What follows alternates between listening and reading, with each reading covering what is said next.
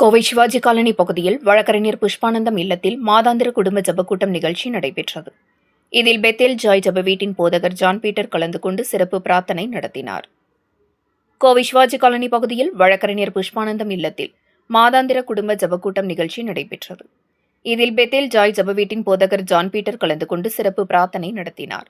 உதவி போதகர் ஜெயக்குமார், தலைமை மூப்பர் சந்திரன், போதகர் மனைவி ஜாய் ஆகியோர் முன்னிலையில் நடைபெற்ற இந்த சிறப்பு பிரார்த்தனையில் பல்வேறு ஆராதனைகள், துதி பாடல்கள், பைபிள் வசனங்கள் உள்ளிட்டவைகளை எடுத்துக் கூறி பிரார்த்தனைகள் செய்யப்பட்டது.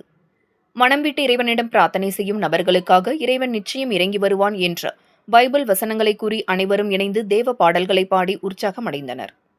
சுமார் 2 மணி நேரம் நடைபெற்ற இந்த பிரார்த்தனையில் குழந்தைகள் முதல் பெரியவர்கள் வரை கலந்து கொண்டு துதி பாடல்கள் பாடி கொண்டாடினர்.